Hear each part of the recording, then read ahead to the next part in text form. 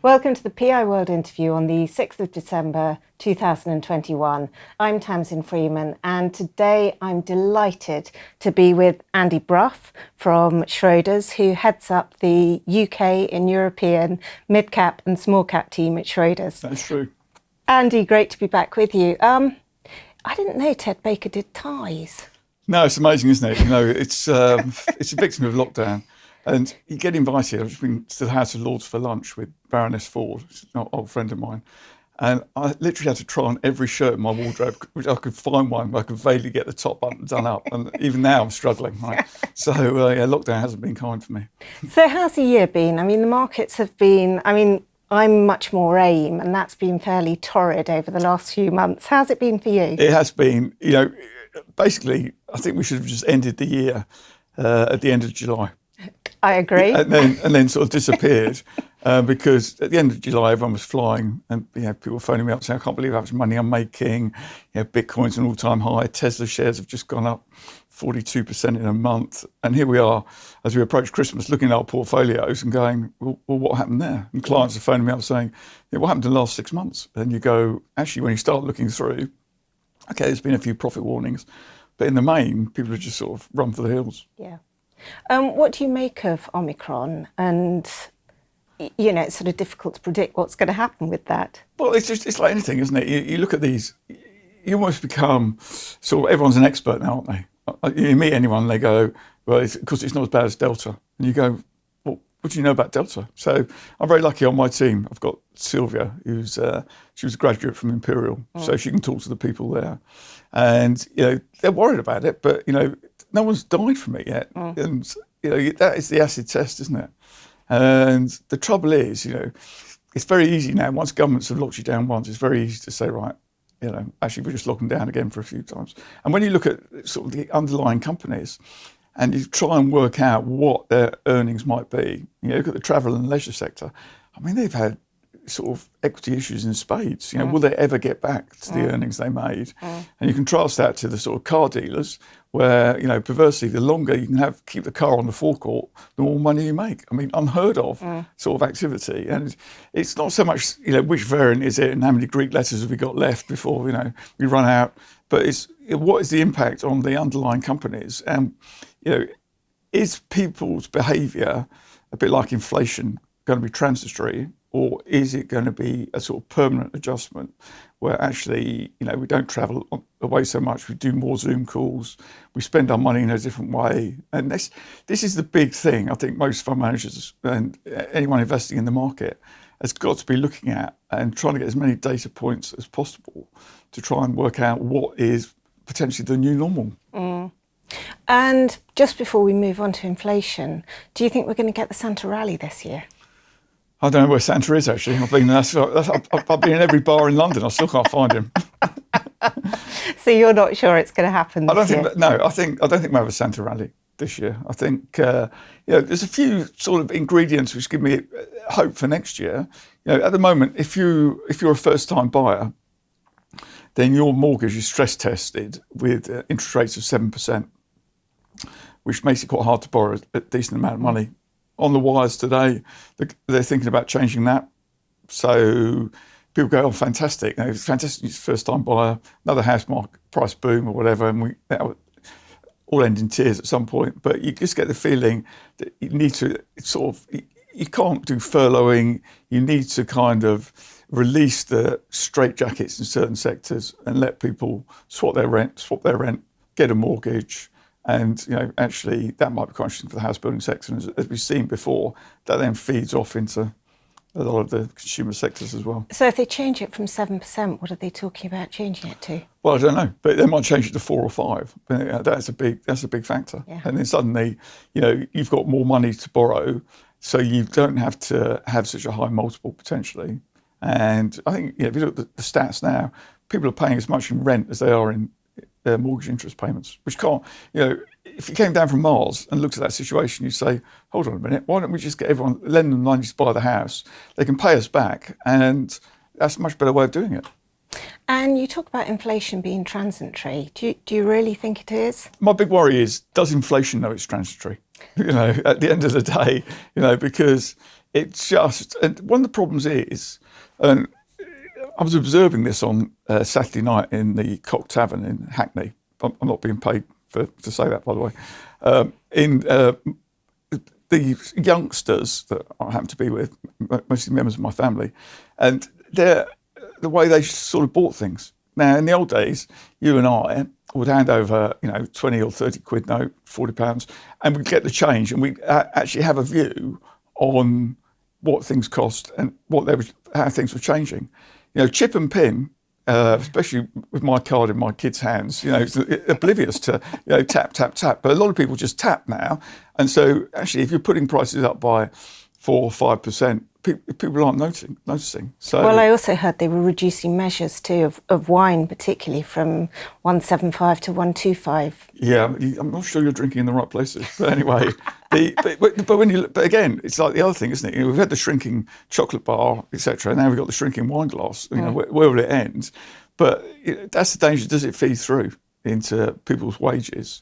And maybe it does. Today Tesco's people said, right, 4% isn't enough. We want 6%. The trouble with the inflation statistics is it kind of includes everything that isn't really going up in price much. So when you see a number of 4 or 5%, you think actually that is a big sort of increase. And the stuff I've looked at today, particularly from my favourite economist Darren Winder, he's looking at it peaking at sort of 5% in March, coming down to 3% at the end of the year, and then 2%. But you've still lost like potentially 10% of your savings, haven't you? Yeah, absolutely. And how do you think tapering will affect things? Because we had the taper tantrum back in 2018. How do you feel about that coming into next year? Well, the equity market is struggling, and it's struggling really because money is going out. Who's going to buy all the gilts at that sort of coupon? Is a big problem. And I think if I was the Bank of England, and I didn't apply for the job, obviously, but I think I would have stopped reinvesting first, and gradually wean people off, rather than saying, right, it's a guillotine, we're not buying any more. And so I think there's going to be a lot of demands for cash. And what does that mean? Well, that means that people want to be paid more if they're going to use their cash. So if the banks actually want to increase their deposit base, they're going to have to pay more interest. If companies want to actually, raise money, then they're either going to pay higher dividends or attractive discounts to get people in. And if you're a bond investor, well, actually you're looking at inflation of 5%. You probably want to coupon more than 1, if I'm honest. Absolutely. So have you changed your investing criteria with inflation on the cards and this economic backdrop on the cards? I think what we've done is, throughout this whole sort of pandemic or whatever, we've always asked companies, what have you learned about your business during COVID? Because it's been kind of like a seminal moment for a lot of companies. Games Workshop, I remember Kevin Roundtree saying to me, Andy, what we've learned is that we really rock, which only Kevin Roundtree can say, right, you're not going to get that from any other sort of CEO. But then the likes of Lookers would say, we recognised that we didn't need 25% of our workforce because people were driving around in company cars up to see their mates from another company going out for lunch, and their main business activity was filling in the expense claim when they returned to head office, saying everything's okay. And so it hasn't changed. It's like anything with investment it's got to evolve. There's always this talk, isn't it? I'm a growth investor or a value investor. You've got to evolve. What we're trying to do, I think the main change, if there is a change, is we're trying to find those companies that have been disrupted, which can then become disruptors themselves. And so, the great Richard Leonard on a previous show would have been talking about our joint holding in Reach, who would have been completely disrupted by the internet, etc., and have now become a disruptor themselves. And I think that's the sort of companies we're looking for, because if you can do that, you've already got a customer base. You don't have to go and win a load of new customers. And then you can effectively say, right, okay, how do we take these people on the digital journey and actually apply it? And, the great success that Zilla's done at FUTR shows you, because again, that was a magazine company which has become a disruptor, isn't it? And so I think that's where you're going to make your money. And it's quite interesting in the whole car market, people have changed. Who would have thought that Kazoo and Cinch would actually deliver a car to you? I mean, when you were 17, first of all, passing your driving test and then walking around to look at a car, and there was a guy there with a big sheepskin coat on with a big cigar, sort of, you kick the tyres and you kind of go, yeah, mate, it's a great little runner, one owner, etc. And you get in and you go for a test drive. Well, who'd ever thought you'd buy them online? And so again, they've disrupted, haven't they? They've watched what Auto Trader have done, and they've effectively come along and said, hold on a minute, actually, we've got the customer base here, let's get disruptive ourselves. And a lot of these companies, because they've had it's staying with the car companies, when they've come in to see me, I've said, look, it's like you've won the lottery, haven't you? You've won the lottery. It's like you've had a rescue rights issue without issuing any more shares. You've suddenly got this super profit. Do not waste it, right? And the guy at Lucas, the new chairman, he's ex-Domino Pizzas, and he's come in and gone, why are these companies' shares so cheap? It's quite a big company, and we're actually going to take this and go into AI. And the guy at Inchcape, if you get a chance on the website, listen to the webcast if it's on there. Inchcape is now a data-driven company, because actually they know all about you when you get in the car, and it's then how you monetize that. Again, actually seeing what other people have done in other sectors and then disrupting their own. And are there any sectors that you think are ripe? You've talked sort of media, you've talked the motor market. Are there any sectors that you're particularly looking at because they're a particularly disrupted sector? No, I think we're just looking right across the piece, really. I think, the big question to me is, because property in the small and mid-cap index, it's 20% of the FTSE small cap index now, property, excluding investment trusts. It's 12.5% of the 250. It's probably our biggest underweight. Why? Because when I started managing money in the first quarter of 1989, I inherited a load of property companies, and most of them are just halved in price. So I'm the worst sort of property investor. But you've got to look at it now and say, well, actually, if demand picks up, there's a lot of cheap shares here. And so that's one area that we're kind of forcing ourselves to go and have a look at, because if there's any corporate activity and people are looking for some sort of inflation proof in terms of rents, the likes of Grainger, etc., with their sort of RPI plus products, then that could be attractive. The trouble is you can't just rule out whole areas of the market, can you, say asset? You've just got to keep looking at everything. And this year it's been interesting. I mean, you talk about the FTSE 250 with property companies, but the FTSE 250 and the FTSE 100 have actually performed pretty well by comparison with, say, AIM, which is unusual, really. Well, it's only unusual if you've got a lot of AIM shares, I guess. Well, FTSE 100 doesn't really seem to be a growth market. If you want to get the maximum growth, you wouldn't necessarily go into the FTSE 100. It's funny, do you disagree? Yeah, I do at the moment. I think the FTSE 100 looks cheap, actually, which, I'm talking against my book here. And, if I personally, the last thing I bought was Royal Mail, for example, because I looked at the numbers, buying back 9% of the equity, and it's got $1 billion in cash. And on the call, the first speaker was the union rep who said, everything's great.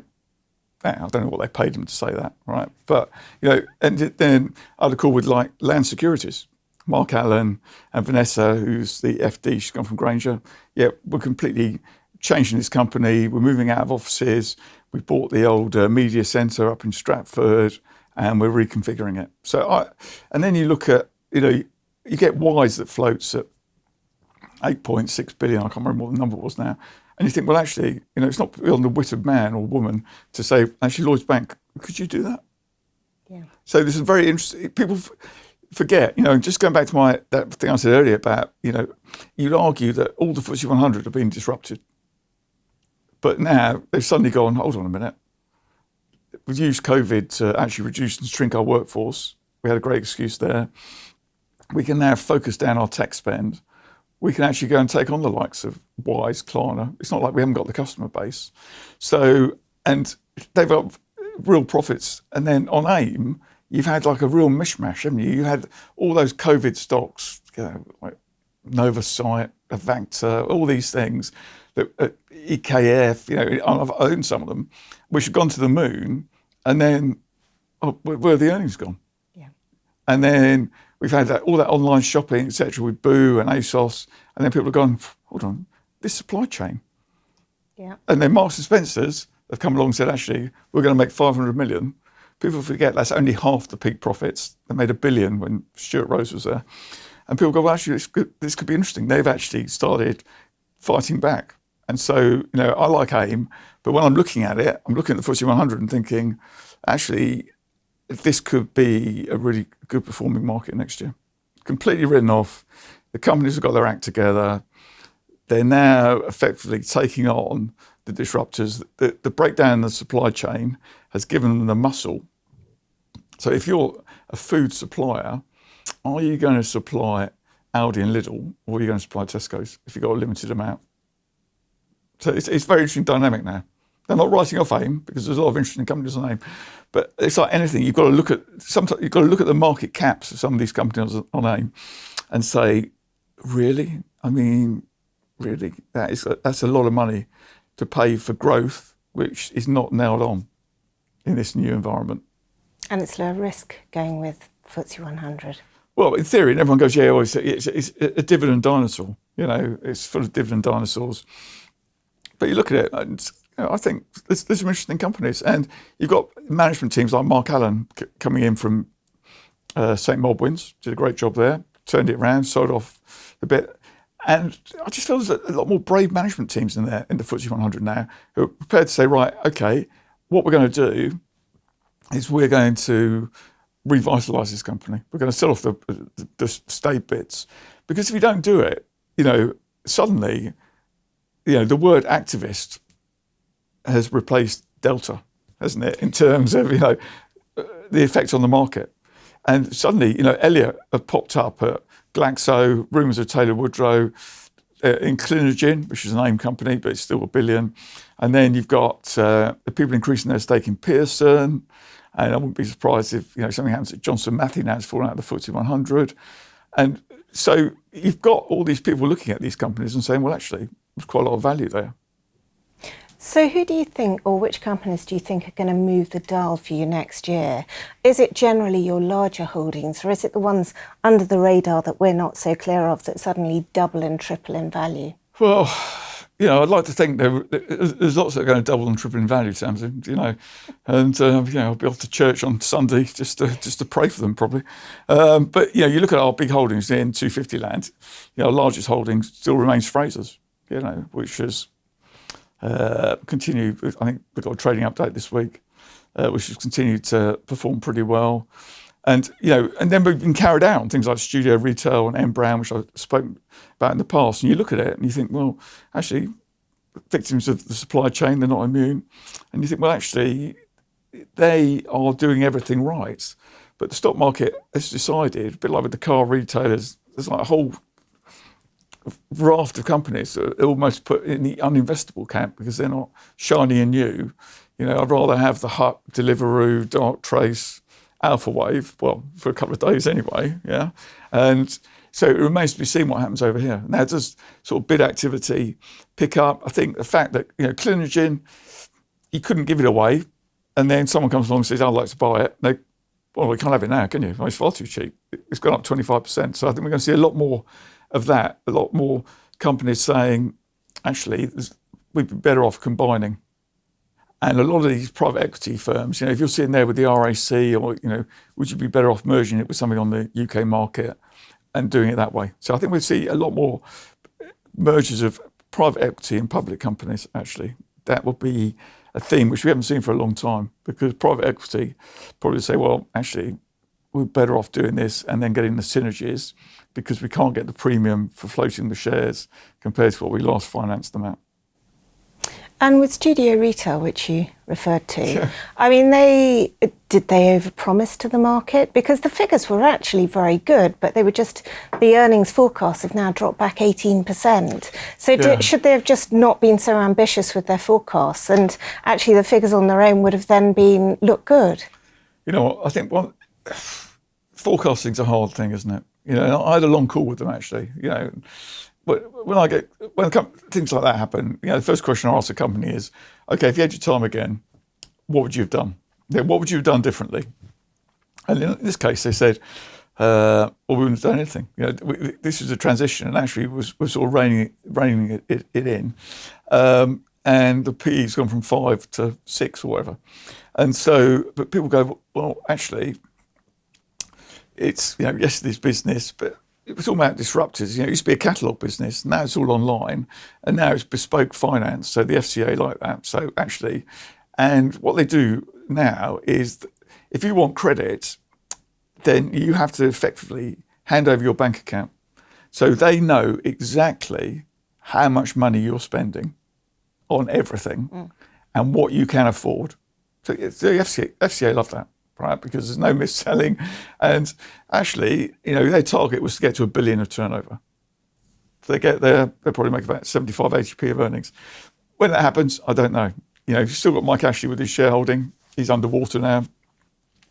We'll see what happens. But, you know, we've had that, and Andy Brough, people have just gone, actually, that's too difficult. I'd rather go and buy Klarna, really. Yeah, because that's buy now, you know, buy now, pay later. Well, actually, it's the same as this. Yeah, but it's Klarna, isn't it? It's shiny and new.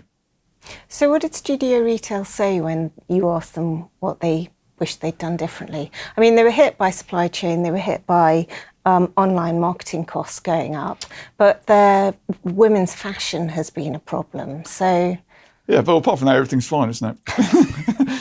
No, I think when you look at it, you look at it and they go, well, yeah, supply chain, okay, they're probably not too bad on the supply chain. Do I think they've, you know, erred on the side of caution? Yeah, I probably think they do. They have done, which is the human reaction.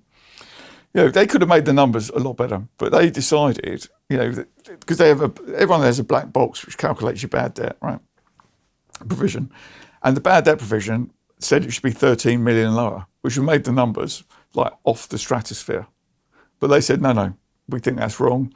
We're going to take that out and be prudent, because actually we can see the rate of defaults perhaps increasing as people come off furlough, etc. But again, it's like, you know, companies like Just or whatever, if they're almost in the sort of too difficult camp to analyse, and people go, and then the thing that really has disappeared from the stock market is any form of patience. yeah, You know, when I first started, we had like a sort of data stream printer, which was like, you know, when it was your turn, you could put your sector up or your portfolio, which you then, and it would give you the movement of the share prices. And you know, if something moved like 10% in a year, people go, probably a bit racy for Schroders, isn't it? A bit racy. Now, if it doesn't move 10% in a day, people go, that's boring, isn't it? Let's get rid of it. yeah. So we might be in for an upside re-rate to Studio Retail. We might be, but, you know, fingers crossed. But, you know, I find in your portfolio, you don't want too many of these companies whereby, you know, they're over there doing nothing, but in the end, you can't have too many of these high growth companies. So it's having a balance. And I think, you know, most people have learned from this year, and we're always learning in this job, is when you've made some money, sell some. Yeah. You know, my oldest lad has discovered the joys of the stock market. And I said, really, Max, really? And yeah, it's just been, so he buys these shares, and then he says to me, look, Dad, I mean, they're the wrong price. Why are they not going up? Why are they the wrong price? I said, Max, welcome to my world. Just like you've got one share there to worry about. I've got like 230. And then they go up, and he says, I think they're going higher. I mean, so you're the expert now, eh? Right? Because I can't tell him what to do or anything. He's on his own because of compliance. And I said, look, you know, if you sell some, then get the money back from the broker, take the profit out in £50 notes, so there'd be 3 of those, right, or whatever, and then look at it and then go and spend it. Or put it on a card and have that as your entertaining card and then go and spend the money. Because otherwise it won't mean anything to you. Mm. And I think that's what people get out of the habit. You know, people would say to me, oh yeah, I've only made like £5,000. And I said, I'll tell you what we'll do then. Let's go to the bank. Let's get £5,000 out in £50 notes. And I'm going to pick someone at random in the street, and you're going to walk up to them and tap them on the shoulder and say, I'm sorry, that it's only £5,000, and give it to them. right? And then tell me it's only £5,000. More painful when it's the other way and it's gone down £5,000. Yeah, but that's where patience comes in. You know, people just say, you know, even it's got to me now. Maybe it's an age thing, I don't know. But, you know, it's just like, oh my God, what's going on? So Tremor would be a classic case, right? Yeah. 8 upgrades, shares are up, they're up 51% this year. They were up, I don't know, 80, 90%. And, you know, and then they start going down. People go, what's going on? And then fear feeds on fear. And then no one knows. And then I went and read the transcripts of the results, and they've got a call with Raymond James, I think today on the 6th, which should be able to get on their website. Just to convince myself that actually the deals they've been doing, getting embedded in every Toshiba TV, should be fine. But it's the fear and it's the unknown. People go, oh yeah, Trade Desk is down, Magnite's down. Yeah, Tremor, yeah, I'm a bit worried about that, you know, the margins. And then that's what happens. And there's no liquidity in the market. And so sometimes you have to almost like turn your screen off and go, you know what, I think I'm right. What is the point of scaring myself to death? I'm going to walk away, I'm going to just go out, walk around the block, go to the gym, and I'll come back. So I'm not investing on a one-day view. And I think it's true for, you know, when I'm following the Twitterati, you know, my God, what's happening? You know, it's up, it's down. And then suddenly you get sucked into that world. And sometimes you have to walk away and go, actually, I'll go and read a set of report and accounts because I'm not buying it for a one-day view. But it is extraordinary on Tremor. I mean, It's just absolutely extraordinary. Do you, if you had to pick one company that would be bid for next year, would that be right up there, or which would it be? Well, you know, you can see from Sky that the major shareholders have asked the board to sell themselves, and that is, you know, a fear factor. I think. What do I think? A long shot. I think maybe Indivior, you know, which is the old opioids thing. You know, that's a conference call worth reading because they're going into the cannabis market, they're going into the schizophrenic market, and it's quite interesting. So there used to be a company quoted in the UK called GW Pharmaceutical. Cannabis, so you used to be blindfolded and taken off to a cannabis farm. I mean, every student's dream, right? And then you'd have, and they were using, you know, the opioids, which were going to help with MS, and that didn't really work. And then they discovered it actually works pretty well on schizophrenia, and they've just been bought for $7.2 billion by Jazz in the States. So I think it's something slightly off-piece like that, which you know, everyone goes, oh yeah, the fines, you know, the litigation, but that is just the price of doing business.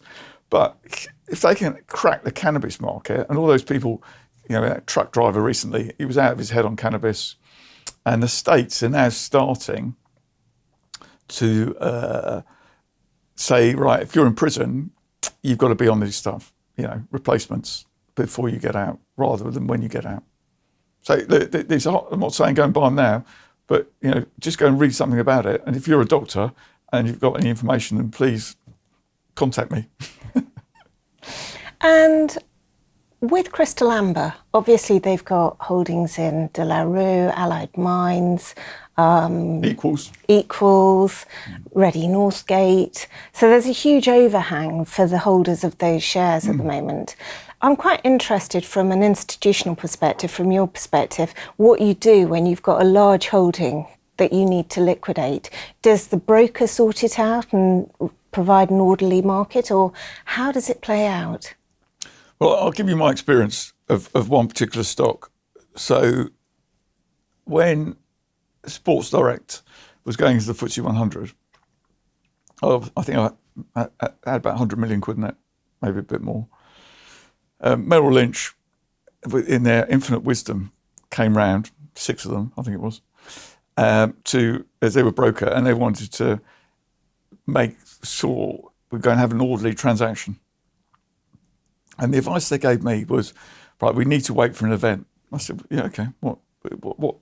And the guy said, well, look, England are playing next week, and if they win, that might be a good opportunity. I said, you're having a laugh, aren't you? What's that got to do with it?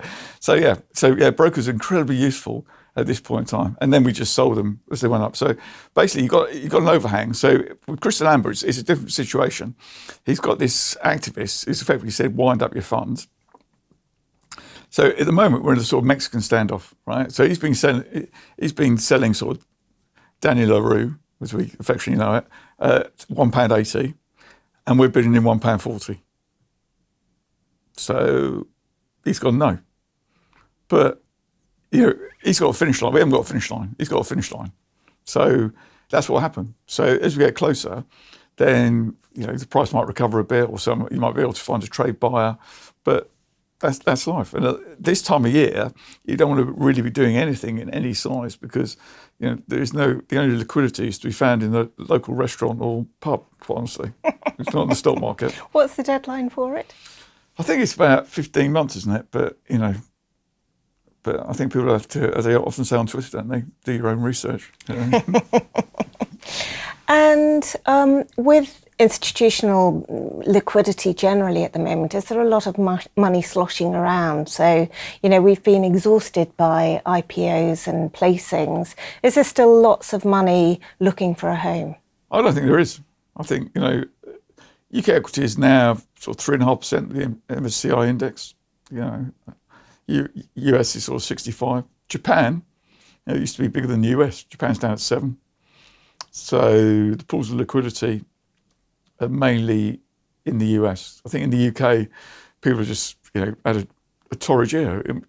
You look at the IPOs, most of them are underwater.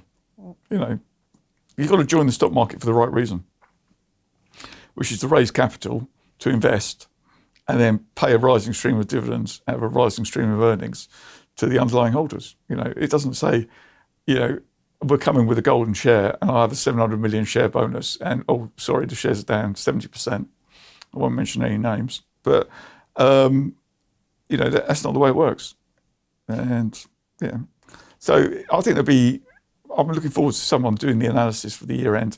Right, these are all the new issues. What happened next? And for you, if you've got money to spend to invest, do you prefer an IPO? Do you prefer a placing? Do you prefer to buy an overhang? What's your... It's quite interesting, actually. I would prefer to buy an overhang. One of my good mates, I won't mention, big hedge fund manager, he's got a fantastic skill that he only likes to buy shares that go down. I mean, that is a real skill. That is a real skill. And then get a position and then do something about it. Most people like to buy shares that go up because they feel comfortable, with the crowd. Yeah, it's okay. And so you're looking for things like, okay, if it's going to be a placing, what sort of discount? But quite often, and I'm looking back in time, during that first pandemic, the best things I bought were those companies which were already listed, like Azar or whatever. And I always find you find far better value in the second-hand market than you do in the new market. It's like buying a house, right? Yeah. And that would exclude placings as well. You're really looking for something that's sort of in distress. Yeah, because a lot of the placings, people go, books multiple times covered. What's that mean? Hold on. So you've got 5 book runners. So everyone gives them the same orders to each book runner, and they've multiplied that by 5, and then shares are opened at a discount. So it's multiple times oversubscribed. So that's the trouble. You might as well just be prepared to miss out. And it comes back to this we were talking earlier about sort of patience, and out of patience comes FOMO. So if you've got no patience, then FOMO is magnified, and so oh my God, it's a placing, it's a hot placing. Oh, it's gone down. Yeah, well, they put it in some hedge funds who sold them immediately. You think, Christ, I mean, how long that fund's going to last then? Yeah. And so it's one leads to another. And you refer back to COVID and how the COVID evolved. What went well and what went badly? What didn't happen as you thought it was going to? And what went even better than you thought it was going to? I think what surprised me was how well so many sort of travel and leisure stocks recovered. I mean, I remember sitting in front of a client yelling at me, going, mate, what are you doing? I mean, wasn't it obvious that? And I said, well, look, they've got 50% more shares in issue, and they're back to the... Who are you referring to? Which company? But things like, Jet2 or Weatherspoons, EasyJet, etc. They've got 50% more shares in issue, and yet the shares are back to nearly where they were sort of pre-pandemic. Yeah, but it's a recovery, and SSP would be another. So that confused us, but we didn't panic, and we just that's come right.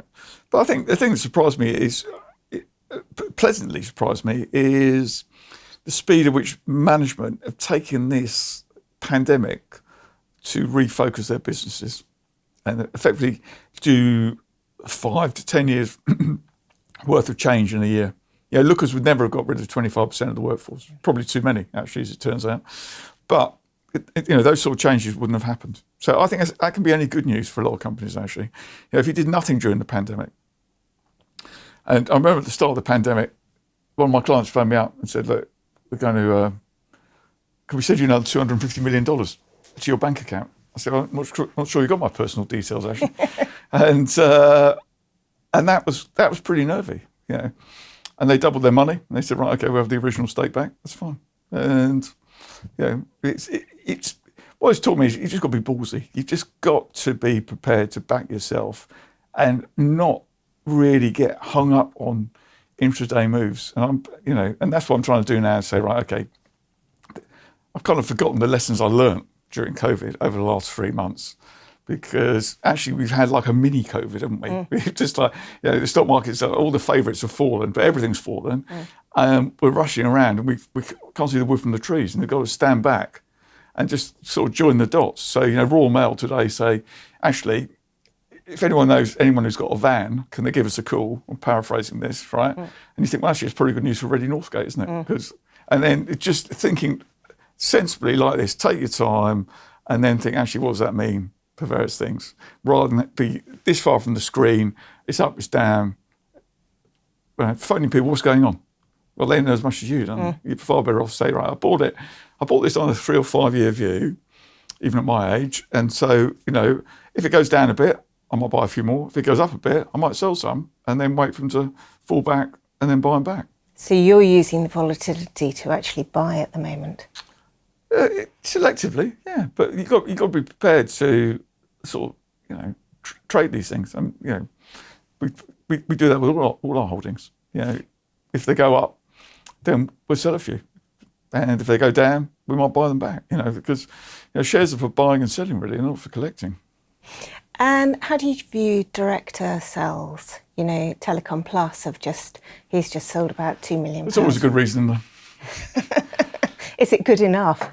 So Charles Wigador, executive chairman of Telecom Plus, very interesting man, actually, very interesting guy. He kind of, he was in the States, and that's where he got the idea for sort of Telecom Plus.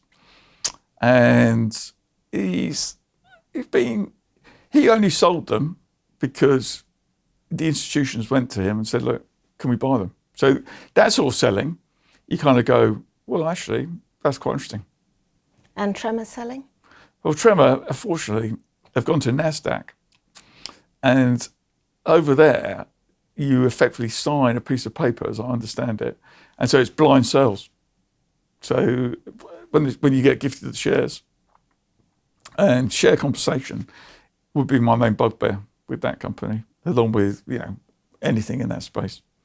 And people just say, we sell them because that was the blind agreement we signed up to. But am I happy with it? No. And that's probably maybe why the major shareholders, of which there's 2 others, have said, actually, why don't you sell the business then? So selling generally isn't a big no-no for you? It's the quantum, is the money, is the factor. And you kind of look at it and say, right, okay, the best. Some management teams are really good at buying, selling shares in their own company. You just use that as a sort of proxy. Who's really good at it? Well, the best one is of course, the one and only Mike Ashley, isn't it? In fact, he's so good that I've phoned him up one day and said, Mike, I've just been watching your share trading patterns. I'd like to offer you a job in fund management. He said, Andy, that's very kind. He said, but I've had a look at how much fund managers drink and I don't think I can keep up. But he's been absolute master. So do you think buying is actually more indicative than selling? Well, what they do is they go, oh my God, the share price, this movement's an absolute joke. You know what, I'm going to go and buy 10 grand's worth of shares. Yeah. or 20 grand's worth of shares, just to show my commitment. They never sell 10 or 20 grand, do they? They sell like 1 or 2 million. So yeah, no, the sell, you've got to keep an eye more on the sells than the buys, unless it's proper numbers. And final question for you. I don't think you're a Bitcoin man, but what do you make of Bitcoin? So it's quite interesting, isn't it? You know, I could pull out a £20 note from my pocket, and on it would say, I promise to pay the bearer. And you know, I've always been grown up and gone, well, actually, you know, that's facts, isn't it? I promise to pay the bearer. The trouble is, we printed quite a lot of I promise to pay the bearer notes, haven't we? And the thing about Bitcoin is that there's only a finite amount of Bitcoin. So there might be something there on that basis in that you can't get any more. Now, it would help, I suppose, if, you know, the main proponents of its use weren't the Venezuelan government and every sort of drug dealer, you know, and actually you could really use it to buy a Tesla. But, you know, so if you could get it a bit more mainstream, then I think people would say, yeah, that might be interesting, because people forget, you know, we used to transact in gold, and then a note came along and we said, people would have gone, hold on a minute, can I have the gold? Yeah, it's all backed, don't worry about it. And we all come off the gold standard, and well, what's it backed by? Yeah, at least there's a finite number of Bitcoins. So it sounds like you're almost coming around to the concept of it. It needs a bit more time, but you're almost there. But that's what you got to do. It's like NFTs, isn't it? You know, non-fungible tokens and DeFi and all this sort of stuff. And actually, you know, we were there with Argo blockchain, etc. As a fund manager, you must have to have a bit of these things to maintain an interest, because, you know, the world's continuing to evolve. So you can't say, oh, it's never going to work. And just going on to NFTs, where do you think you can get the best exposure to them? I'm still looking at that, actually. I'm still trying to launch my own NFT. I think it'd be incredibly valuable. I'm sure it would. Andy, thanks so much indeed. Tell people where they can find you and find out more about the funds. Well, you know, Schroders, you know, you can obviously listen to my extensive collection of PIWORLD interviews, especially at Christmas. And, you know, on the website, you can get the fact sheets. You can contact me on LinkedIn, which a couple of people did over the last interviews, and I had Teams calls with them. So, you know, the offer's there, because I'm interested to hear about how you make money and what you're thinking. In fact, what we haven't talked about is Sell It to the City. So tell us about the background of that, how it came together, and what you're looking for from contestants. Yeah, Sell It to the City, that crazy idea that, you know, after our first video, I think you said to me, old man, yeah, I doubt you've got a Twitter handle, have you? And I went, actually, I have. And that's how I got involved in Twitter. And with my 960 loyal followers now. It's building quite fast. And then I thought, actually, and then this guy, Ryan C., contacted me on Teams, and he, you know, we talked through his portfolio and someone else, and I conversed with Cockney Rebel, and, you know, and I suddenly thought, actually, there's a lot of interesting people out here who've got some interesting ideas, who don't strike me, the ones I'm talking to perhaps, as a sort of pump it and dump it crowd. Why they've got a lot to offer here. So then we had a chat, and I said, well, this idea, someone else came up with the title, Sell It to the City, to credit to them. And we you know, that first episode, it was a bit of fun. I mean, you know, brilliant presentation from that young kid on Wise Group, but 156 times earnings, we couldn't quite bring ourselves. That was Ryan. Yeah. And then, you know, Cockney Rebel wins, and then who came up with the name, by the way? Did he? That was good for him. And, you know, then 3 fund managers. And I just think, you know, it's how we get it mainstream now. You know, I've been talking to the papers trying to say, right, okay, and maybe when we do the next episode in January, that might be a time. But, you know, I'd say to anyone, if you come and have a go, really, you know, the great thing about the fund managers we've got at the moment with Judith and Stephen is they're very knowledgeable, and they're not going to attack you. You know, it's here, you know, it's here to make you look good and to help you. It's not to make us look good. And what advice would you give to someone that wants to make a presentation and is a bit scared about it and doesn't know quite how to go about it? Well, it's quite interesting, actually. You know, I've just been helping my eldest lad with his latest presentation. He doesn't listen to any of my ideas either. But, you know, it's, you know, but in his presentation today, I said to him, I said, Max, I didn't know that. So tell us something we don't know, you know, because that is how you're going to win. Tell us something we don't know and make it interesting. Tremendous. Thank you very much indeed, Andy. And to all our listeners, you'll find more interviews like this on piworld.co.uk underneath PI Wisdom.